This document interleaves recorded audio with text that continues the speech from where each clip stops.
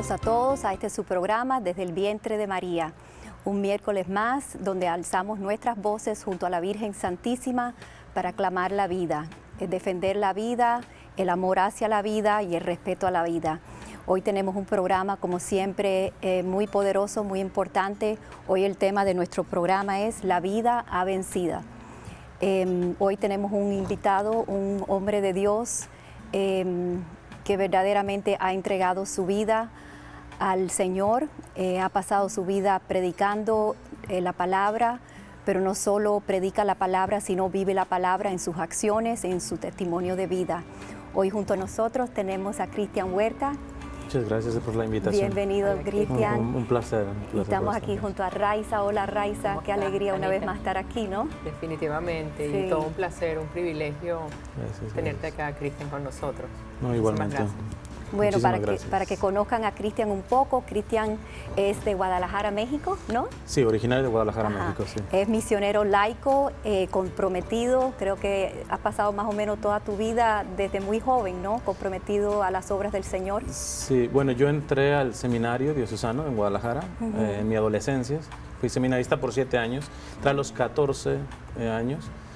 Y entonces, y una vez dejado el seminario, he estado evangelizando a tiempo completo como un misionero seglar o laico, que ya van a ser pues ya más de 10 años como 10 años, misionero. imagínate. Ya. Qué maravilla, qué bendición. Así estamos. Entré más o menos para aprender un poquito de ti, ¿no? Ya. Porque no te conocía y como siempre he dicho, ¿no? Este programa es un regalo porque estamos aprendiendo tanto y conociendo tantas personas que verdaderamente son grandes obradores para el reino de Dios aquí en la tierra, ¿no? Cristian, creo que en estos momentos queremos entrar un poquito a conocerte a ti. Yo creo que todas las personas que trabajan por el reino de Dios creo que tienen su propia historia, ¿no? De cómo llegaste a donde estás hoy, la misión que el Señor te han entregado. Entonces queremos aprender un poquito de tu vida y quizás tu conversión. Pues en algunas cuestiones es muy normal, o sea, en muchas cosas no se podría sacar mucho de mí, pero ya en la práctica, el ejercimiento de la misión es donde dice mi director espiritual que podría hacer unas 3 películas fáciles, porque el Señor me ha metido en muchas cuestiones muy particulares, pero pues yo vengo de una familia católica, entonces vamos a decir que no, en ese sentido no hay una conversión como muy concreta. Claro. Yo de mi infancia quería... Mi mamá dice que desde los 7 años, no, perdón, desde los 5 creo. Yo me acuerdo desde los 7 años que decía que quería ser sacerdote, pero también quería ser futbolista. Mi papá fue futbolista, en paz descanse él, Sí. y abogado, porque mi papá también fue abogado. Rápido lo de la abogacía lo saqué. Lo del deporte fue hasta meses antes. De hecho, tuve la oportunidad de que se me abrió una puerta poquito antes de entrar al seminario para jugar fútbol profesional. Y yo dije que no. Entonces, en ese momento no sabía por qué. Inclusive si se me preguntaba por qué querías entrar al seminario, pues ser sacerdote, pero ¿por qué? No podría yo dar una respuesta.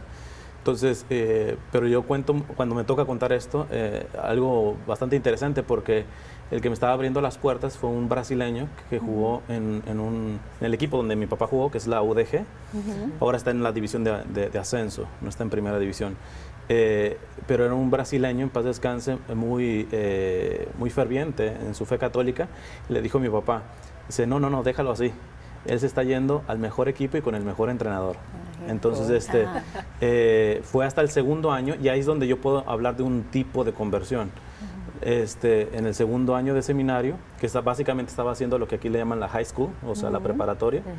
Entonces, me topo con los escritos de Santa Teresa del Niño Jesús, o Santa Teresa de Lisieux, la conocen Santa Teresita también, o en inglés la Little Flower, ¿no? Entonces, Claro.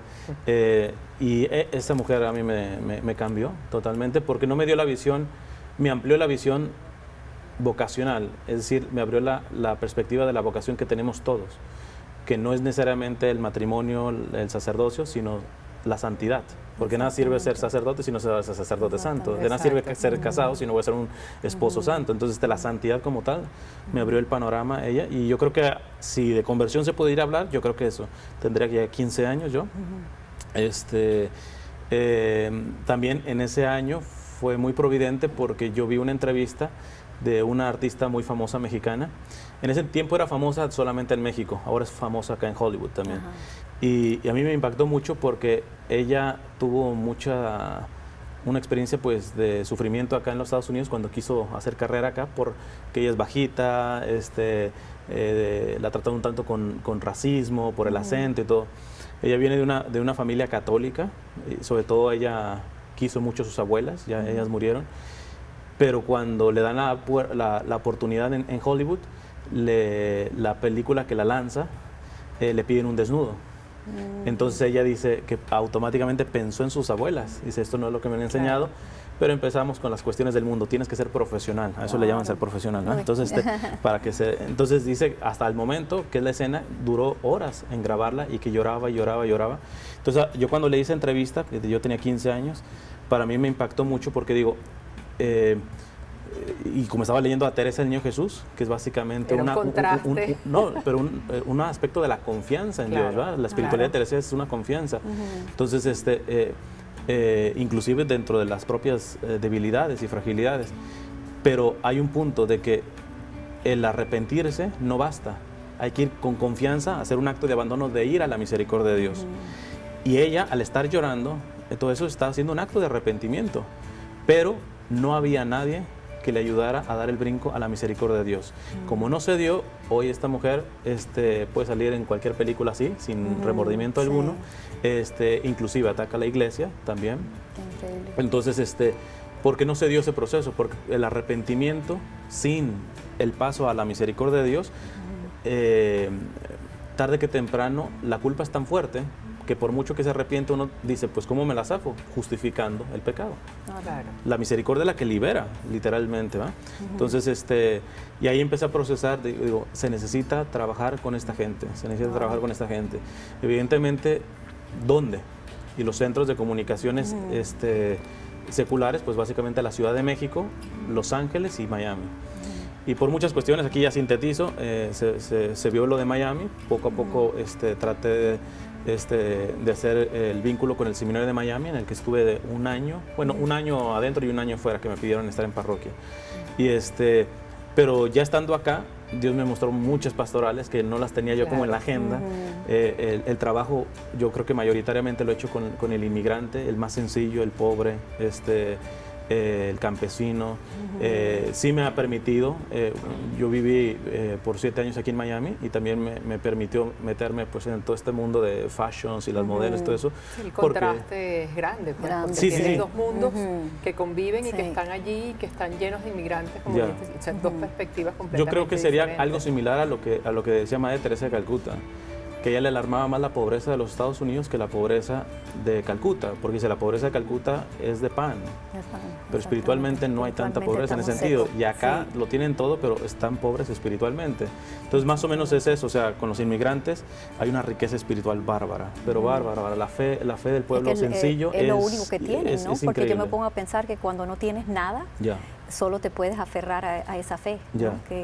No, es una fe de una generosidad tremenda. Entonces, prácticamente dan de lo que no tienen, ¿verdad? Entonces, apuestan por la vida, porque finalmente, en paz descanse Monseñor Román, de acá de Miami, a él le gusta ir mucho a una misión en la que yo trabajé por varios años, en Homestead. Y es una iglesia muy pequeña, entonces para las celebraciones grandes se tenía que hacer afuera. Se pone una carpa, pero ustedes comprenderán, con las lluvias que hacen aquí, el calor que hace así, los mosquitos y la gente firme ahí. Y Monseñor Román les decía, a mí ustedes me catequizan, ¿por qué? Yo cuando voy a dar la confirmación a varias parroquias de Miami, pues todas tienen aire acondicionado. Y ustedes son los únicos que tienen aire descondicionado. entonces que él es bien especial, el padre no, es Román, un santo, Monseñor Román. Entonces, y pues esa experiencia no la tenía como agendada, ¿va? Entonces, y yo creo que es la que más le agradezco. Entonces, pues se han abierto como muchos campos, ya estando acá en los Estados Unidos, que tengo básicamente viviendo desde el 2002, o sea, prácticamente esta ha sido ya mi casa en los Estados Unidos. 14 años. Y si Dios lo quiere, ya el siguiente paso me gustaría ir a evangelizar en Asia. Entonces, que sería prácticamente ya dar el resto de mi vida allá, por lo que implica. ¿Y por qué Asia? Asia porque el Papa Benedicto XVI, desde antes de ser Papa, hace un análisis mucho más amplio, pero aquí sintetizándolo, él dice que en justicia ya es hora de que la evangelización ponga los ojos en Asia, especialmente el Extremo Oriente, porque dice, el primer milenio fue para Europa, el segundo milenio fue para América y África, y dice, pues ya por justicia le toca a Asia, y entonces llamaba mucho, y en especial, muy en especial, él pedía que comenzara la misión en China. Por el problema de que en China hay persecución, o sea, la Iglesia Católica ahí, que está abierta, es lo que llama una asociación patriótica que depende del gobierno.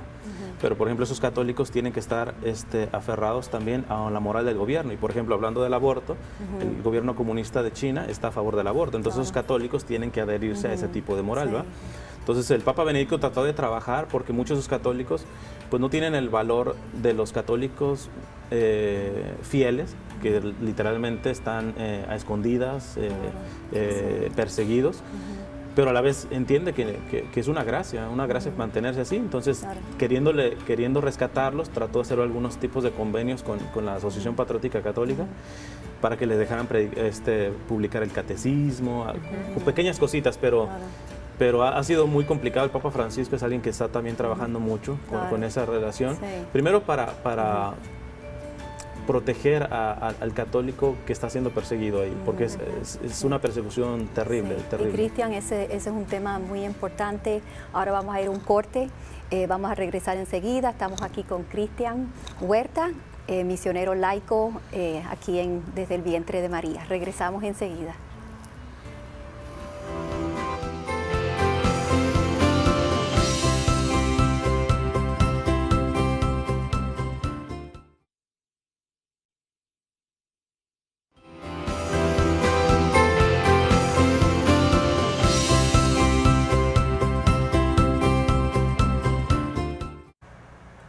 De regreso desde el vientre de María, hoy junto a nuestro invitado Cristian Huerta, misionero laico comprometido de Guadalajara, México, pero aquí en Los Ángeles, ¿no? Que está residiendo en Los Ángeles y aquí en Miami ahora dándole la bendición de estar aquí junto a nosotros.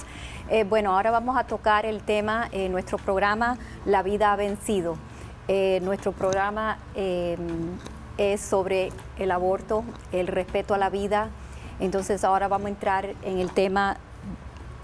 Hay una pregunta que en una de las prácticas que escuché tuya, hacías la pregunta, ¿qué es el aborto? Y fue increíble la respuesta que diste, ¿no? Entonces yo quiero que le hables al público, porque creo que muchas veces tratamos de endulzar las cosas, claro, ¿no? De hacer las cosas bonitas. Y creo que, como dijiste también, el ser católico es para los valientes. Yeah. Tenemos que tener la valentía para hablar crudamente lo que es el aborto, para que verdaderamente los corazones sean tocados en reconocer que estamos terminando con una vida, ¿no? Claro, entonces, claro. Cristian... Sí, a mí me gusta mucho partir más bien de la argumentación que se da en contra siempre del aspecto pro vida, porque es realmente la que tiene más comunicación o más foro en los medios, y desafortunadamente, sobre todo nuestra comunidad latina, a veces le falta esa parte de criterio, o sea, recibe una información y pues eso será. Entonces siempre pongo el ejemplo de que casi siempre en las legislaciones, cuando se introduce el aspecto del aborto, no se habla de aborto, se habla de interrupción del embarazo, lo cual está equivocado, porque no es interrupción. El término interrumpir me implica, ustedes me pueden interrumpir, yo me callo, pero después de que me dejen, yo puedo hablar, podré o no podré hablar, ya será decisión, pero puedo hablar. Sí. Lo que se interrumpe implica, la palabra implica un posible principio, o un posible reiniciar, vamos a decirlo así.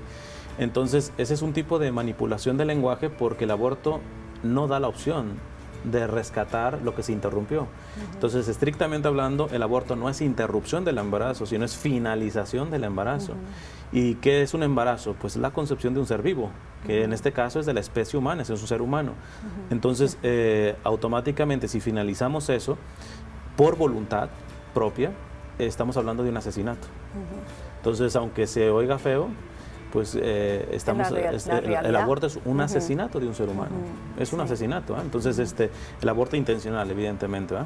Entonces creo que mucho de la campaña en contra de la vida se ha manejado en la manipulación de los conceptos, de las palabras. Claro, que nos engañan. Sí, ¿no? Sí, porque engañan, exactamente. O nos dicen medias verdades, etcétera, para que uno las pueda como procesar sin tanto criterio, ¿eh? Entonces, yo creo que las cosas pues hay que decirlas como son, y si empezamos por definición, aborto es el asesinato, la finalización voluntaria, en este caso, de una vida humana, de un ser humano. Sí, claro. Siempre dirán que no es un ser humano, pero esto un poco de biología y un poco de ciencia, claro, ¿okay? Sí, claro. O sea, desde la concepción hay código genético, se puede saber el sexo, tipo de sangre, o sea, están todos los elementos de un ser humano, ¿eh? Simplemente lo único que pide es que se le cuide para tener el desarrollo necesario. Claro. Y es impresionante las estadísticas, ¿no? de los abortos, o sea, de 1 en 3 han tenido abortos en sus familias, ¿no? Claro. También que 10 veces más los niños mueren de aborto que de hambre. Exacto. Es impresionante los números, ¿no? De cómo no le damos la importancia a estos asesinatos, ¿no? Claro.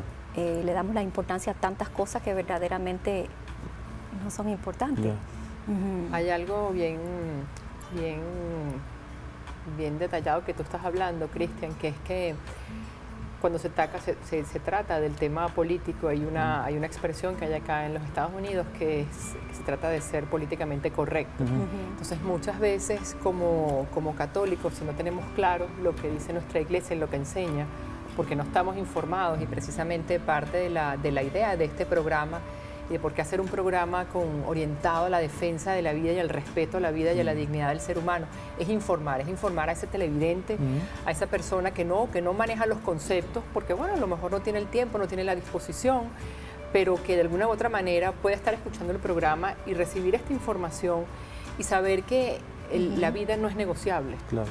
Que tenemos que ser valientes, como dice el Papa Francisco, de ir contracorriente, de defender nuestra iglesia, de defender nuestros valores, y en esta época donde el martirio es más común de lo que nos imaginamos, y donde hay tantas personas dando la vida voluntariamente por defender nuestra iglesia, por defender nuestra fe, yo creo que nosotros tenemos un compromiso muy grande de ser la voz de los que no tienen voz, para ser la voz de ellos. Aquí también hay una cuestión que se trata también de manipular por el hecho de que evidentemente el católico, por su propia fe, defiende la vida, pero yo no necesito Biblia y no necesito doctrina de la iglesia para defender la vida, porque la defensa de la vida es un aspecto que se puede argumentar desde el aspecto científico, es decir, biológico, etcétera, por derecho natural, el derecho a la ley natural que todo ser humano tiene, ¿verdad?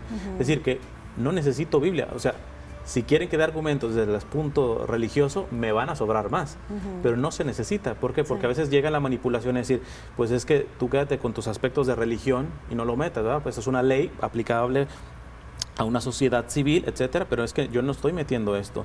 Más aún, en ciertos casos, no digo que en todos, en ciertos casos, cuando hay ciertas manifestaciones pro vida, y miren que yo lo digo como siendo misionero, a veces yo preferiría que no se llevara tanto aspectos de imágenes religiosas.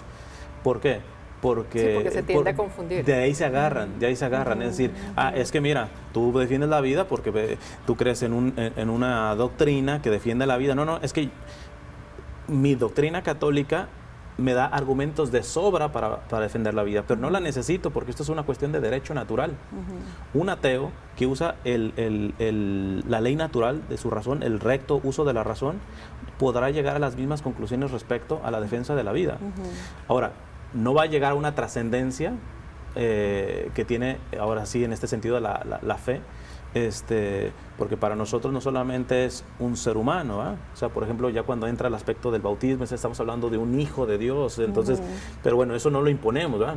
Nosotros al defender la vida a nivel civil, no pretendemos que el gobierno bautice a todos, no, hay un respeto, claro. Pero espérate, bautizado o no bautizado, estamos hablando de un ser humano. Un ser humano. Y no se necesita Biblia como para Sí. poder argumentar la defensa Sí. de la vida. Pero Cristian, creo que en el mundo que vivimos hoy, o sea, la pregunta, ¿desde qué momento es vida, no? Porque ya sabemos que cuando una mujer se encuentra en estado de embarazo, que quizás es un problema para esa persona, ¿no? Y van a las clínicas de aborto. O sea, las clínicas son los primeros en decirle, eso no es una vida, es una bolsa de células, una bolsa de sangre. Entonces quiero que entres en el tema de desde qué momento. Yo creo que hay una práctica sencilla en donde se evidencian estos abortuarios, porque no se les puede llamar clínicas, ¿ya? Yo diría hasta carnicerías se les Sí. podría llamar. Entonces, hasta el momento yo no me he encontrado un solo caso de una mujer que haya ido a abortar y que le hayan enseñado el ultrasonido. No.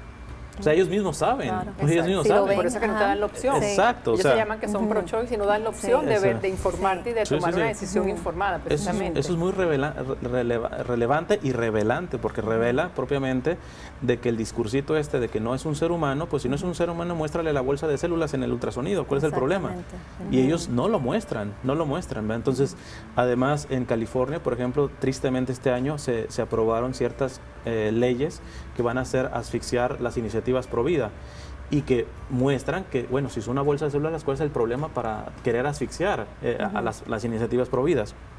Por ejemplo, ahora una clínica o un centro pro vida, al presentarle como la forma para que llene la información, tiene que poner, ¿sabías que puedes aplicar para un aborto gratis? Y eso por ley. Si no está en las formas de los centros pro vidas eso, ahora cuando ponen un teléfono, que es el que pide el gobierno, y ese teléfono es de Planned Parenthood. Claro. Entonces, y eso es por ley. Si se empiezan a resistir, vendrán multas. Nosotros sabemos, bueno, donde hay más clínicas de aborto en una sola redonda es en Los Ángeles, es en el MacArthur Park, y es un lugar muy latino, porque esto también tiene su aspecto de racismo. Comenzaron queriendo minimizar la comunidad afroamericana y ahora los que están teniendo hijos, pues básicamente son los latinos, entonces pues vámonos metiéndonos por ahí. Pero evidentemente la promoción o los desplegados que se tienen dentro de un centro pro vida, pues no son específicamente, nosotros somos un centro pro vida porque sabemos y hay que ponernos los zapatos de una mujer que está en crisis, que puede estar llena de miedo, tantas cosas. Entonces, aquí te damos pruebas de embarazo gratis, consultoría, no se manifiesta toda la ayuda pro vida. Ahora, estas iniciativas por ley tiene que ponerse, aquí no se practican abortos, aquí no se dan anticonceptivos. En pocas palabras, aquí no entra, ¿eh? Entonces, entonces, todo esto... Este no es el lugar. Sí, sí. Evidentemente, atrás de la industria del aborto hay un negocio, a veces es interesante pensar en estos abortuarios, lo increíble que pudiera decir, no sé, un doctor, que no le cabría ese nombre, ¿verdad? Porque el doctor tiene que salvar vidas. Sí. Entonces, pero un doctor de estos centros, especialmente Planned Parenthood, tendrían que decir, no sé, esta pared de mi casa me costaron 50 bebés, ¿no?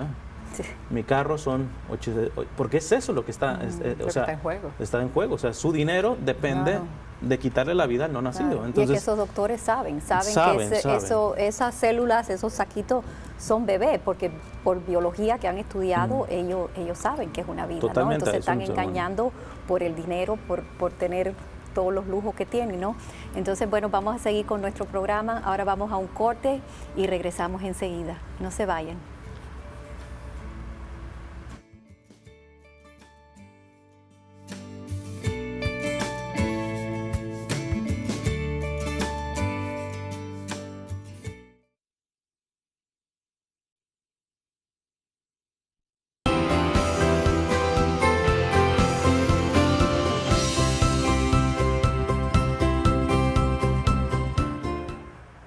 De regreso con Cristian. Bueno, Cristian, ahora quiero tocar un poquito el tema de lo que es el derecho a la vida, ¿no? Que hay el argumento de la mujer que dice, bueno, es mi propio cuerpo, yo puedo hacer con mi cuerpo lo que yo quiera, ¿no? Entonces tienes algo muy interesante sobre lo que es la jerarquía Sí. del derecho a la vida, ¿no? Sí, comenzamos nuevamente con los sofismos, ¿verdad? Con los falsos argumentos, ¿verdad? Que suenan bien, ¿verdad? Es mi cuerpo, es cuerpo de la mujer. Eso no dice la ciencia.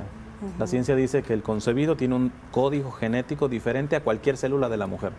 Es decir, no es parte del cuerpo de la mujer, punto. Entonces, está dentro del cuerpo de la mujer. Pero una vez le escuché a un ateo en YouTube, yo trabajo mucho en las redes sociales, hubo otro argumento, porque se dio cuenta que no podía rebatir esto. No es cuerpo de la mujer. Científicamente se prueba que no es cuerpo de la mujer. Entonces dice, bueno, pero está dentro del cuerpo de la mujer y la mujer tiene el derecho de decir qué tiene adentro y qué no tiene adentro. No es la mujer que decide si ponerse senos o no ponerse senos, si quitarse grasa o no quitarse esa grasa. Ella tiene el derecho.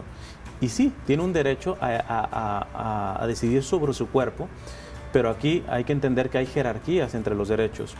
Y el primer derecho es el derecho a la vida, porque la mujer embarazada puede decidir si quitarse o no quitarse grasa, si ponerse o no ponerse senos, porque está viva. Hasta este momento no he encontrado ningún difunto que quiera, no sé, alguna operación estética, ¿va? Entonces, es decir, hace esa decisión, tiene el derecho a decidir sobre su cuerpo, qué meter y qué sacar, principalmente porque está vivo. Es decir, se le ha respetado su primer derecho a vivir. Por eso el derecho a decidir de la mujer no está por encima del derecho a vivir del bebé. Entonces, en esta cuestión no hay que dejarse engañar, ¿verdad? No dejarse engañar. Si los que argumentan que es cuerpo de la mujer, científicamente se prueba que no. El concebido tiene un código genético diferente a cualquier célula de la madre. Y si dicen, bueno, pero está dentro de la mujer y la mujer tiene derecho a decidir qué tiene adentro y qué no tiene adentro, tiene derecho. Pero si lo que está sacando es una vida, si lo que está es no respetando el derecho a la vida, se contrapone porque precisamente ella tiene derecho a decidir porque se le ha respetado previamente su derecho a vivir. Claro. ¿No? Entonces hay jerarquías en los derechos. Eso es impactante, porque cuando te escuché decir eso, yo decía, es que imagínate, ¿qué sería si mi mamá hubiera dicho no a mi vida, ¿no? Yo no estaría aquí. Claro. Entonces, si te pones a pensar, ¿por qué no darle ese mismo derecho a nuestro bebé, no? Ese bebé necesita de ese vientre, de esa mamá. Claro. O sea, necesita estar ahí para crecer.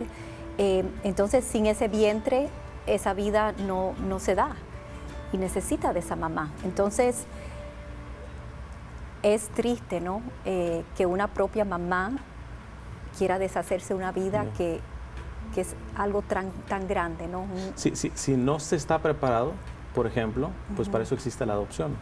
Claro, porque por cualquier, opciones. exacto, pero Sí. el aborto nunca es una opción. O sea, hay muchas cantidades de opciones en donde se le puede apoyar a la mujer para su embarazo, para que tenga su maternidad o, en dado caso, dar la adopción, pero nunca se puede justificar el que asesine su bebé, ¿verdad? Sí. Y en los casos de, vamos a decir, hay muchas personas que dicen, bueno, el bebé viene mal, el bebé se va a morir.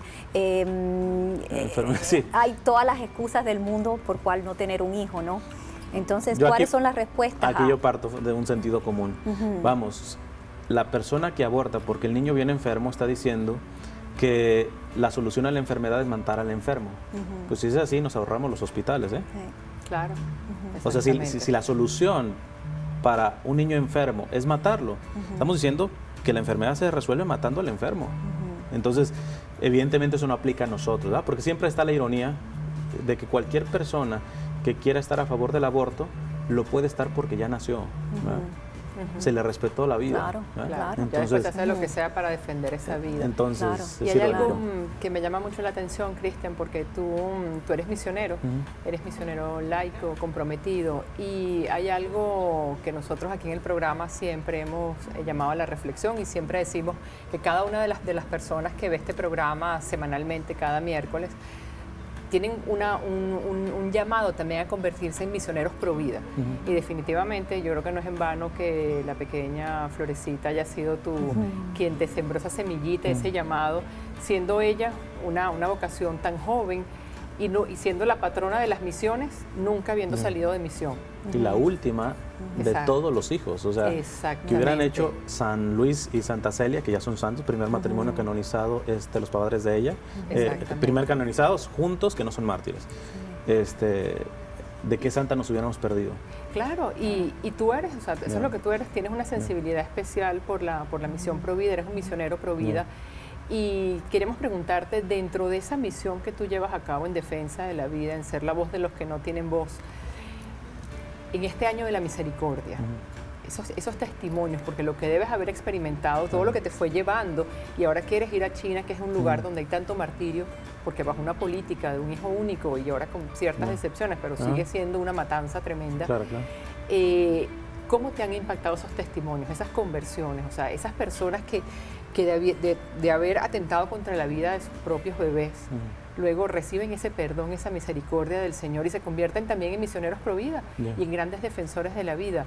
O sea, eso te fue llevando a ti en el proceso de irte sensibilizando cada vez más. O sea, ¿cómo fue ese clic de siendo misionero a ser una persona con una gran orientación a la defensa de la vida? Podría decir que son varias cuestiones, pero yo creo que el hecho de poder conectar los diferentes tipos de pastorales que he manejado, yo no desvinculo el aspecto pro vida, por ejemplo, de toda la moral de la iglesia. La moral de la iglesia no solamente defiende al no nacido, defiende al pobre, defiende al refugiado, defiende al migrante. Entonces, cuando uno ve la situación de la mujer que quiere abortar, muchas veces hay pobreza, muchas veces hay desprecio, muchas veces hay una vida promiscua, etc. Entonces, al tocar la realidad, nunca va a ser justificable el aborto, pero yo veo de dónde viene. Esto trae una cola, ¿verdad? Entonces, en este sentido, y uno pues ahí donde, al menos personalmente, yo me compadezco. Yo siempre hago la diferencia cuando menciono esta parte de compadecerse o compasión, porque la compasión no es lástima.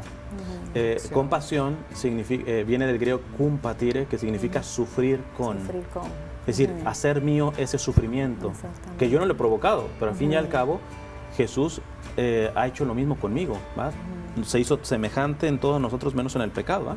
Pero sabe nuestros padecimientos. Entonces, automáticamente, si yo le sirvo a Él, yo no puedo ser indiferente ante el sufrimiento, no solamente de la mujer que quiere abortar, o de la que ya abortó, que es todavía peor, ¿verdad? Todavía peor. Eso, evidentemente, la mujer que está en esa crisis no lo sabe, de que el aborto la va a dejar 1000 veces peor de que hubiera tenido a su bebé, ¿verdad? Entonces, porque no se habla, por ejemplo, estas clínicas nunca les dicen de las cuestiones de los síntomas posaborto, que son muy duros, muy duros. Entonces, yo creo que eso es un juego, sí, de misericordia, pero en vista a la compasión y en la totalidad de la vida, ¿verdad? Porque la iglesia no concibe el aspecto del hecho pro vida como salvar al no nacido. No, es respetar toda vida humana en toda fase, desde su concepción hasta su muerte natural. Voy a decir algo fuerte: alguien que se diga pro vida y solamente se limite a trabajar o levantar la voz por el no nacido, está siendo hipócrita en su fe. O sea, no puede haber un pro vida que desprecie, por ejemplo, al pobre. No puede haber un pro vida que desprecie al migrante.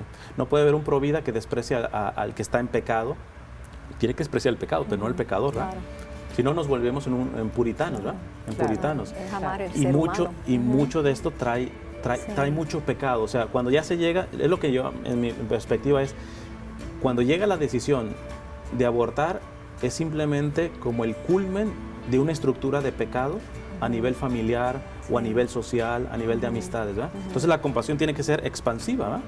Entonces, más de una vez me ha tocado ofrecerme inclusive de adoptar el niño ante una mujer en crisis. Desafortunadamente me recuerdo una en donde no, terminó abortando, pero la situación que venía trayendo, sobre todo en su vida profesional, vamos a llamarlo así, pues está en un ambiente de promiscuidad. Entonces hay que ayudar a sanar desde raíz. No es simplemente limitarse al hecho de poder salvar. Si se hubiera salvado al bebé, se resolvía aparte, o lo más importante, ¿verdad? Pero hay una mujer afectada por una estructura de pecado. Si quizá para poder sintetizar esto, dice Juan Pablo II en una de sus encíclicas, se llama Solicitudos Rei Sociali, que es parte de la doctrina social de la Iglesia, que hay estructuras de pecado y que en estas estructuras tenemos que tener algún tipo de responsabilidad. El pecado es del que lo comete, ciertamente, pero nosotros podemos beneficiar indirectamente ese pecado. Por ejemplo, pues, si hay un asesino, un violador en serie, quizá alguien ve en televisión y dice, no, ojalá se refunda en la cárcel, etcétera, y uno no conecta si yo tengo responsabilidad con él. No, yo ni siquiera conozco a esa persona. Pero dice Juan Pablo II, lo pongo en palabras un poquito más coloquiales: si yo tengo un pecado y usted tiene un pecado, y usted tiene un pecado, y el vecino tiene un pecado, terminamos siendo un ambiente de pecado que termina influenciando al que tiene una estructura más frágil y más débil espiritualmente y psicológicamente. En este sentido, el católico, cuando ve a una mujer que abortó, tiene que sentir responsabilidad si vive en pecado. Claro. Porque el pecado siempre es expansivo. No puede decir, ella es la que cometió el asesinato. No, yo tengo una responsabilidad. Si yo vivo en pecado, soy indirectamente responsable de los abortos, de los asesinatos, de todo. Porque el pecado es expansivo, como la gracia es expansiva. ¿Cuántas almas no evangelizan 1000 veces mejor que yo desde un hospital ofreciendo sus sufrimientos? Y no predican absolutamente a nadie. Claro, la gracia es expansiva y el pecado es expansivo. Entonces, esa parte nos ayuda a acercarnos a estas personas que tienen la crisis del aborto o que ya abortaron con una verdadera compasión. Si no la ve uno en esta perspectiva, me parece que nos quedamos en una lástima. Nos quedamos un poquito, aunque no digamos, mirando desde acá arriba, tú eres el que cometió el pecado, yo aquí vengo a ayudarte, ¿va? No. Yo asumo tu sufrimiento porque yo reviso que si tengo vida de pecado, un solo pecado, he contribuido en algo. Nos hacemos partícipes, como diría Papa Francisco, de la globalización de la indiferencia, porque no hacemos nada, porque yo no soy, o sea, si yo no aborté, no tengo nada que hacer ni me importa esa realidad. Me hago indiferente, no me hago compasivo, y soy como en la parábola del buen samaritano, que solamente uno fue el que se paró, ayudó, se lo llevó, lo dejó al cuidado, y todos los demás que eran tan conocedores y tan adoctrinados de la ley, no hicieron nada por cambiar esa realidad. Un granito de arena hace una gran diferencia. Claro. Por eso hay que orar mucho, ¿no? Por los corazones abiertos, los corazones compasivos, para estar a los pies de esos que sufren y están en momentos de crisis. Vamos a ir a un corte ahora y regresamos con Cristian en unos minutos.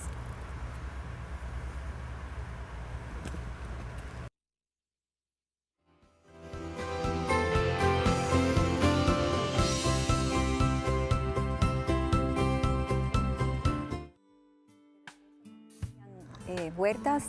Ahora vamos a entrar en una cápsula que tenemos con Cristian, que está entrevistando a una muchacha de nombre Patricia Sandoval, que tiene un testimonio muy poderoso sobre lo que es la vida, que tuvo un aborto, ¿no? O varios abortos, 3 abortos. Imagínate, entonces vamos a pasar a esa cápsula ahora, que es un tema muy poderoso y muy interesante. En la basura. Tú no puedes tener contacto con ninguna mujer a los ojos durante el aborto, porque esa mujer llega llorando, esa mujer llega angustiada, y esa mujer está esperando que la secretaria, que el médico, la enfermera, alguien la mira a los ojos y le diga: ¿por qué estás llorando? ¿Por qué estás angustiada? ¿En realidad quieres abortar? ¿Hay otras opciones? No, aquí no hay otra opción más que el aborto. Entonces me tocó asistir al doctor, me tocó asistir a las chicas y a las mujeres, pero lo que nunca me imaginé, en realidad, fue que después de los abortos encontré las partes de los bebés. En realidad, la primera chica que yo asistí, yo pensé que iba a buscar una bolsa de células, porque durante la consulta yo le dije a la chica: es una bolsa de células, no es nada. A los 2 días, la enfermera que me entrenaba empezó a buscar las partes de los bebés de ella. Entonces eso es cuando yo miré la verdad. Yo miré que no es una bolsa de células, que son seres humanos, y ahí es donde me di cuenta de mi pecado, que yo maté a mis 3 hijos. Pero lo más triste de todo es que yo era tan cobarde que me quedé callada y nunca dije nada. Y todo el día en la clínica buscaba brazos, piernas, cabezas, brazos, piernas, cabezas. Y lo triste de todo que a veces, al buscar las piernitas de los bebés, se podía ver las partes genitales, se podía ver si era niño o niña. Y lo que más me dolía en el corazón es cuando encontraba las cabezas, la boca de los bebés lo tenían abierto, como si estos bebés gritaron por su vida y no se pudieron salvar. Yo me quedaba callada. Era una cosa horrible. Al final del día, te puedes imaginar la bolsa de basura con 25 partes humanas acumuladas. Y la enfermera me dijo: Patricia, no podemos tirar esta basura hacia la calle, porque una mujer después del aborto puede encontrar, o sea, puede abrir el bote de la basura detrás de la clínica y encontrar a los bebés despedazados. Entonces, por mientras, los vas a guardar en aquel congelador. Y una compañía viene mensualmente y ellos lo botan a los basureros. Y cuando yo abro este congelador, lo primero que miro son puras bolsas transparentes de partes humanas acumuladas, convertidas en hielo, de todos los abortos que habían en Planned Parenthood ese mes. Eso fue hace 13 años. Hoy en día sabemos que Planned Parenthood vende las partes humanas, los órganos, para que siga el negocio. Claro. Para productos cosméticos, ahora no tiran a los bebés, sino que los empiezan a vender y ganan más dinero. En esto de productos cosméticos te refieres a que evidentemente los restos de estos bebitos son empleados a nivel por otras empresas ajenas a Planned Parenthood, o sea, que elaboran cosméticos, cremas y ese tipo de cosas, ¿no? Claro que sí, sí. ¿Cuándo tú dejas esto? ¿Cuándo tú dejas esta realidad de Planned Parenthood, del aborto? O sea, ¿qué pasa contigo en este sentido? El último día de mi trabajo llego a Planned Parenthood. Primera vez en mi vida que veo a la patrona feliz, porque este aborto le iba a costar a esta chica $3,000. Cuando le miro el estómago, me empezó a dar taquicardia. Mi corazón me palpitaba porque su estómago era así grande. Me dice... Qué impactante, ¿no? Sí, sí, sí, es muy impactante. El testimonio de ella porque vivió el aborto y porque trabajó para la industria del aborto. Ahí no alcanzó a terminar, pero la mujer a la que iba a tener que asistir para el aborto traía gemelos, ¿verdad? Entonces dice, yo no, ya no podría con eso. Entonces, pero vuelvo a enlazarlo con el aspecto de las estructuras de pecado. En la entrevista esta que le menciono, ella cuenta cómo a ella le afectó mucho la separación de sus padres, ¿verdad? O sea, uno nunca piensa que hay una relación entre aborto y un divorcio, por ejemplo. Entre aborto y vivir en promiscuidad con el novio, ¿verdad? Que también ella lo menciona, ¿verdad? Y todo eso está enlazado, todo está enraizado. Entonces, de pronto, quizá los papás que tienen a su niña embarazada y que tristemente se ve, sobre todo yo lo he visto cuando estaba en las clínicas, bueno, clínicas entre comillas, abortivas en Los Ángeles, a veces es la mamá la que está llevando a la muchachita, ¿verdad? Yo me acuerdo, esta experiencia yo creo que ni siquiera la he contado en alguna charla mía, la primera vez que fui era una parte de Texas hasta Los Ángeles, me fui en autobús y venía una muchacha desde la Florida escapando de su casa, nada más como era menor de edad, por eso no pudo agarrar ni avión ni nada, entonces le robó un poco de dinero al papá, dijo un nombre falso, a mí me lo dijo el nombre falso, pero ya cuando agarró confianza pues ya me dijo toda la verdad, pero por ejemplo ella me contó que lo más doloroso, lo que partió la relación es que cuando ella quedó embarazada fue su mamá la que lo obligó, ella no quería tener ese aborto, no lo quería tener. Y creo Entonces, que muchas van a esos abortos sí, así, sí, ¿no? sí, o sea, uno piensa que el papá estaría más bien para apoyar, no para, en este caso, inclusive para forzar a su propia hija a tener un aborto. Entonces, sí hay que revisar las estructuras de pecado y yo creo que, aprovechando la ventana que me dan, creo que este tipo de estructura se favorece, al menos haciendo una autocrítica como católicos, porque hemos fragmentado la moral católica. Hemos fragmentado y urge que el católico abrace la totalidad de la moral católica. No puede decir, no, bueno, pues nomás pro vida, etcétera. No, ya les he mencionado, el pobre, el inmigrante, el refugiado. Si el católico no alza la voz por todos, de acuerdo a nuestra moral católica, lo que está pasando es que los políticos ya están detectando eso. Que puede uno decir, bueno, soy pro vida, pero no sé, voy a deportar a las personas. Por ejemplo, también trabajé con los niños, esta crisis humanitaria que los niños de Centroamérica, la corte ya los dejó libres, pero puso orden de deportación a sus padres. ¿En qué cabe como decir, ok, el niño se puede quedar, pero los papás para afuera? O sea, eso es inhumano, eso es inhumano. Claro. Y puede haber personas, yo desafortunadamente tengo que decir que hay también gente que dice ser pro vida y que no hay problema en eso. O dice, sí, ese es el problema, pero no alza la voz, ¿verdad? No alza la voz. Entonces, evidentemente, por ejemplo, si lo metemos al aspecto político, no hay un político perfecto, tristemente, porque estamos viendo una sociedad de pecado terrible que no puede salir un político íntegro en todos los sentidos. ¿Qué digo? Hay que hablar con objetividad. aquel político que te dice que es pro vida, primero hay que probar si verdaderamente es pro vida. Pero si hay otras cuestiones de la moral que es contrario, dilas también. Porque uno dice, no, es que si digo las cosas malas favorezco al otro. No, es ser objetivo. El católico no es, por ejemplo, aquí en Estados Unidos, el católico no es ni demócrata ni republicano. Yo nunca, en México tampoco, yo nunca me digo del PRI, del PAN, del PRD, etcétera. ¿Por qué? Porque el católico tiene que defender la moral católica, los principios que tienen base en la ley natural, los derechos, el derecho natural.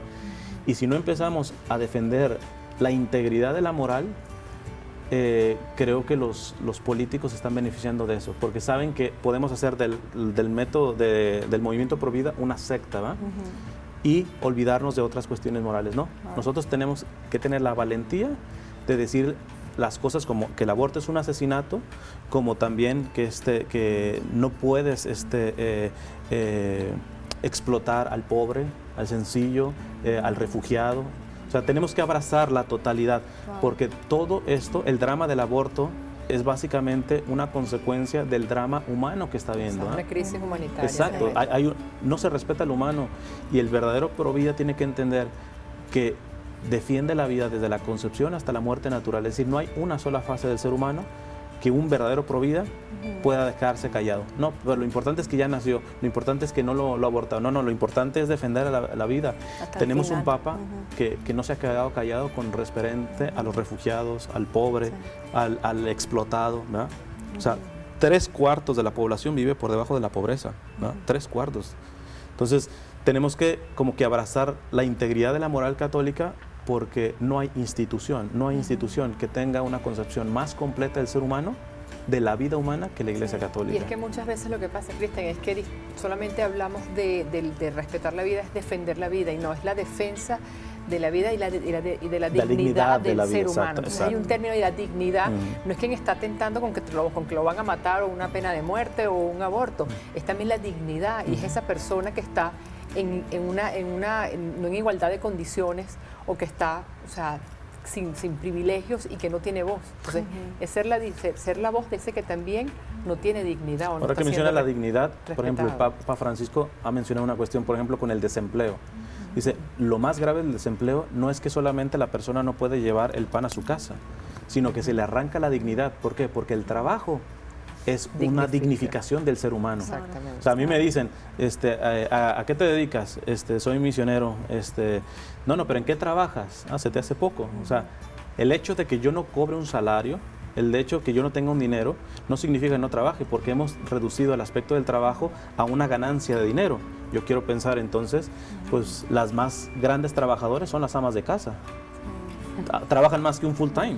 Exacto. Y sin salario. Y alguien que me diga que eso no es un trabajo, espérate, hemos reducido el aspecto del trabajo a aspecto económico. O viceversa, como está hablando ahí Patricia, que lo dice en el video, o sea, esta persona estaba muy contenta porque era un aborto que iba a ser un buen ingreso, pero no era digno. O sea, lo que tú estabas haciendo no era correcto. Exactamente. Entonces ella dice, y me parece increíble, porque cuando uno escucha estos testimonios, siempre al final se llega al mismo punto, que es, llega un momento en que Dios te va a permitir ver la verdad.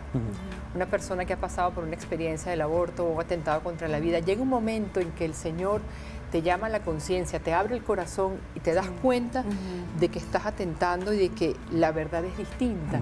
Y allí es donde viene la misericordia y el perdón. Totalmente. Y donde Dios obra de manera especial, sobre todo en este ministerio que decimos que siempre va de la mano con la misericordia de Dios. No hay otro ministerio que trabaje tan de cerca como la misericordia, como el Ministerio de Respeto a la Vida. Claro. Y Raiza y Cristian, pues ya ha llegado el momento ya de que se acaba nuestro programa.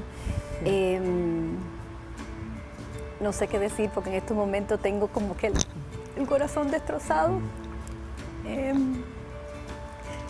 de lo poderoso de ese testimonio, de pensar de que no dignificamos esa vida tan preciosa que el Señor nos regaló. Claro. O sea, de pensar de que usan una vida humana para cosméticos, me da ganas de ni siquiera ponerme más cosméticos, ¿no? De pensar de que hemos llegado a estas cosas, ¿no? Exacto. Entonces, verdaderamente te doy gracias del alma, Cristian, por tu obra, por salir a predicar y dar conciencia, ¿no? Porque como decimos, hay que educar. Tenemos que saber lo que es la realidad. Claro. de todo esto, ¿no? De lo que es verdaderamente un aborto. Y vamos a cerrar en oración y bueno, nos ponemos en presencia de Dios en el nombre del Padre, del Hijo, del Espíritu Santo. Amén. Gracias, mi Señor. Gracias por la bendición de ser la voz de tu madre. Aquí estamos en obediencia, sabiendo lo que es el regalo de la vida. Necesitamos alzar nuestras voces para que vean la realidad de lo que es el aborto, lo que es acabar con la vida y derramar la sangre de una vida inocente. Te pido a ti, oh Madre Santísima, que todas las mujeres que estén viendo el programa en estos momentos y que se encuentren en embarazo, un embarazo que no desean, que tú le abras su corazón a la realidad, que ese bebé es un regalo de Dios y con la vida no se juega. Bendice todas las madres en el mundo entero y que en sus labios den su sí a la vida, igual que tú, oh Madre Santa. Y ayúdanos, Virgencita de Guadalupe, patrona de los no nacidos, a ser perseverantes, a tener fortaleza, para ser la voz de los que no tienen voz, para ser misioneros, que seamos capaces de poder alzar la voz y entregar nuestra propia vida por defender la vida de los demás y la dignidad de los demás. Amén. Amén. En el nombre del Padre, del Hijo, del Espíritu Santo. Amén. Y como siempre, terminamos nuestro programa. Desde el vientre de María, Jesús protege y salva a los no nacidos. Nos vemos la próxima semana. Muchas bendiciones. Gracias.